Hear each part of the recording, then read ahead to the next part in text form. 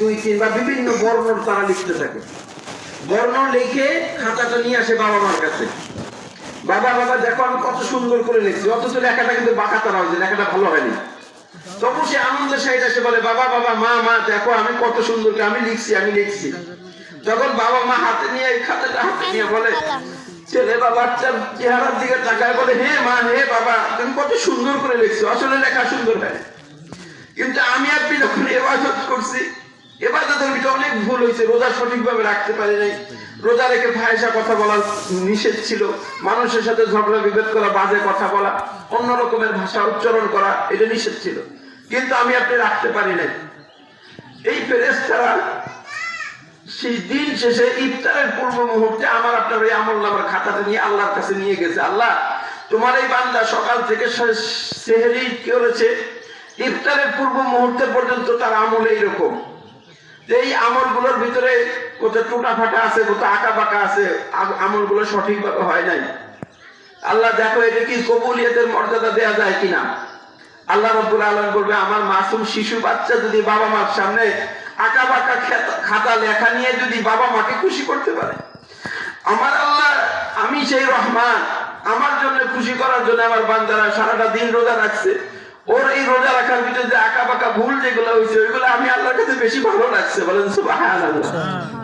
আল্লাহ রাব্বুল আলামিন আমার আপনার আমলনামার মধ্যে এইভাবে ইবাদতগুলো পরিগণিত করে দিবেন। এই জন্য সম্মানিত উপস্থিতি, এই মাহে রমজানের রোজা আমার আপনার কবরের মধ্যে যখন আমার আপনার লাশকে রাখা হবে, এই রমজানুল মুবারকের রোজাগুলো এসে আমার আপনার পায়ের কাছে বসে যাবে, কোরআনুল কারীম থাকবে মাথার কাছে আর রোজা থাকবে পায়ের কাছে। আমার আপনার দুনিয়াবী জিন্দেগীর সমস্ত নেক আমলগুলো থাকবে, যেগুলো ফরজ কাজ ছিল এগুলো থাকবে আমার আপনার ডান পাশে, দান সদকা থেকে অন্য অন্য যেগুলো সুন্নাহ ছিল এবং মুস্তাহাব ছিল এই আমলগুলো আমার আপনার বাম পাশে। যখন কোন ফেরেশতা সওয়াল জবাবের জন্য আসবে, যখন কোরআনুল কারীম নিষেধ করবে তুমি আমার সামনে দিয়ে এসো না, মাথার কাছে এসো না, কারণ এ আমাকে মোহাব্বত করছে, আমাকে ভালোবাসছে, এই জন্য আমি ওর মাথার শিওরে রাখছি, ও সবসময়ের জন্য দুনিয়াবী জিন্দেগি সবকিছু চলছে সবকিছু বলছে, কিন্তু আমি কোরআনকে বলে নাই, বলেন সুবহানাল্লাহ। আর যখন ও আবার পায়ের কাছ থেকে আসতে যাবে জবাবের ফেরেশতা, তখন রমজানুল মুবারক বলবে ঢালের মতো তরবারির আঘাত নিক্ষেপ করা আঘাতকে দিয়ে ফিরায় দেওয়ার জন্য যেমন ঢাল থাকে, রোজাকে আল্লাহ রাব্বুল আলামিন রাসূল বলেন আসসালামু আলাইকুম জুন্নাহ, রোজা নিশ্চয়ই রোজা ঢাল স্বরূপ, বলেন সুবহানাল্লাহ।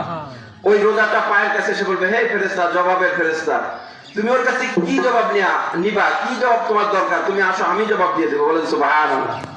আমার এই বান্দা ঘুমাইতেছে, ঘুম থেকে জাগায়ও না, ওকে ঘুম থেকে উঠায়ও না, যা যা জানা দরকার আছে আমার কাছে বলো, কারণ ও সেহরি থেকে শুরু করে সারাটা দিন না খেয়ে থাকছে, সারাটা দিন আল্লাহর সন্তুষ্ট করার জন্য ও নিজে চেষ্টা করছে, ও নিজে পারে নাই, যেটা ভুল হয় অন্যরকম ছুটে যায়, এই জন্য রোজাদার ইফতার করাই দিছে, ও শত শত রোজাদারকে সে ইফতার করাইছে, কত আয়োজন নিয়ে কষ্টের পরিশ্রমের টাকা দিয়ে ইফতারের আয়োজন করে সন্ধ্যার সময় খুশি নিয়ে মনের আনন্দ নিয়ে বাড়িতে মা বোনেরা ইফতার গুলো আয়োজন করে দিছে, ও খালি বাইশে বলছে কিছুক্ষণ পর বলছে আর কতটুকু হবে, দেরি হবে নাকি, তাড়াতাড়ি করো কিন্তু ইফতারের সময় যেন দেরি না হয়, তাড়াতাড়ি যেন ইফতারটা মসজিদে পৌঁছাইতে পারি, এইরকম করে ও প্রেশানির ভিতরে সারা দিন কাটাইছে। আমি ওর সম্পর্কে জবাব দেবো, কি বলতে হবে তুমি আমার কাছে শোনো, বলেন সুবহানাল্লাহ। এই রোজা আমরা ছেড়ে আসলাম, দেখতে দেখতে আল্লাহ আমাদেরকে এই রোজা থেকে একটি মাস সওম পালনের মাধ্যম দিয়ে আল্লাহ জাল্লা শানহু আমাকে আপনাকে পবিত্র ঈদুল ফিতর দান করলেন। আজকের এই ঈদুল ফিতরের ফজিলত আল্লাহ জাল্লা শানহুর রাসূল বলেন যে ঈদুল ফিতরের দিনে কোন বান্দা যদি রোজাদার সে সুন্দর পোশাক পরা, এখানে বলা হয় না যে নতুন পোশাক পরা, হাদিসের কোথাও লেখা নেই যে নতুন পোশাক, লেখা আছে সুন্দর পোশাক, তার যে পোশাক আছে ওই পোশাকের মধ্য থেকে যেটা উত্তম পোশাক, যেটা সবচেয়ে ভালো, ওই পরিষ্কার পরিচ্ছন্ন মানে পাক এবং পবিত্র পোশাক পরতে হবে। এখানে বলা আছে যে পরিষ্কার পরিচ্ছন্ন পোশাক পরে সে যখন ঘর থেকে রওনা হয়, আল্লাহ রাসূল সাল্লাল্লাহু আলাইহি সাল্লাম বলেন আল্লাহ জাল্লা শানহু তাকে যেন জান্নাতের রাস্তায় রওনা হওয়ার সওয়াব দান করে, বলেন সুবহানাল্লাহ। এরপরে যখন তিনি বাড়ি থেকে রওনা হইল, তার সঙ্গে সঙ্গে আল্লাহ রাব্বুল আলামিনের রহমতের ফেরেশতা তার সাথে সাথে তাকবীর বলতে থাকে, আল্লাহু আকবার, আল্লাহু আকবার, লা ইলাহা ইল্লাল্লাহু, আল্লাহু আকবার, আল্লাহু আকবার, ওয়ালিল্লাহিল হামদ, আল্লাহু আকবার, আল্লাহু আকবার, লা ইলাহা ইল্লাল্লাহু, আল্লাহু আকবার, আল্লাহু আকবার, ওয়ালিল্লাহিল হামদ। এইভাবে বলতে থাকে। যখন ঈদের ময়দানে আসে, ঈদের ময়দানের গেট দিয়ে যখন তারা প্রবেশ করে, তার জীবনের যত ছোট আমলগুলো আছে, যেগুলো বদ আমল, যে আমলগুলো দ্বারা তার গুনাহ হয়েছে, সগীরা গুনাহ হয়েছে, অন্য রকমের গুনাহ হয়েছে, এই গুনার বোঝাটা ওই ফেরেশতারা তার মাথা থেকে নামায় রাখে। বলেন সুবহানাল্লাহ। কেননা আল্লাহ রাব্বুল আলামিন বলতেছেন, রাসূল বলেন যে ঈদুল ফিতরের দিন হচ্ছে জাযাকা ইয়াউমুদ্দিন, যে এই দিনটা হচ্ছে পুরস্কার প্রাপ্তির দিন, পুরস্কার প্রদানের দিন। সারাটা মাস সে পরীক্ষা দিছে, আল্লাহর কাছে রোজা রাখছে, আল্লাহর সাথে পরীক্ষা দিছে, আল্লাহ যে পরীক্ষা তাকে দিছে, এই পরীক্ষাগুলো সে দিছে। আজকের দিনে এই পরীক্ষার রেজাল্ট আল্লাহ তাকে দিবেন। বলেন সুবহানাল্লাহ। এই জন্য সম্মানিত উপস্থিতি, আমি আপনি এই ঈদুল ফিতরের ময়দানে এসে সমবেত হয়েছি। আমাদের চারপাশে হাদিসে এরকমই আসছে যে ঈদুল ফিতরের ময়দানের চারপাশে আসমান থেকে জমিন পর্যন্ত যতটুকু জায়গা, এই জায়গার মধ্যে ফেরেশতারা বেষ্টন করে ঘিরে রাখছে। বলেন সুবহানাল্লাহ। এবং অনবরত আল্লাহ রাব্বুল আলামিন তাদের উপর রহমত বর্ষণ করতেছে। বলেন সুবহানাল্লাহ।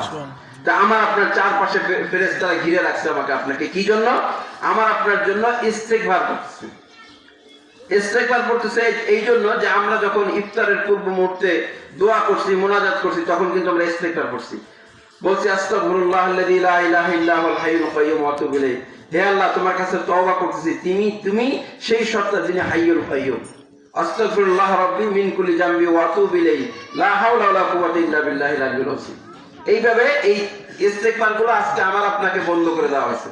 ফেরেশতারা বলছে তোমার আর পড়া দরকার নাই, তুমি ওই ময়দানে বসে থাকো, আমি তোমার জন্য তওবা করে দিচ্ছি। বলেন সুবহানাল্লাহ। আমার আপনি গুনাহগার, আমি আপনি গুনাহগার, আমার আপনার দোয়া কবুল হইতেও পারে, না পারে, কোনো গ্যারান্টি নেই। কিন্তু ফেরেশতারা নিষ্পাপ, মাসুম, বেগুনাহ, ওদের দোয়া আল্লাহ কবুল করবে, এটা 100% গ্যারান্টি। বলেন সুবহানাল্লাহ। সম্মানিত উপস্থিতি, এই রমজানুল মুবারকে আমরা যারা দান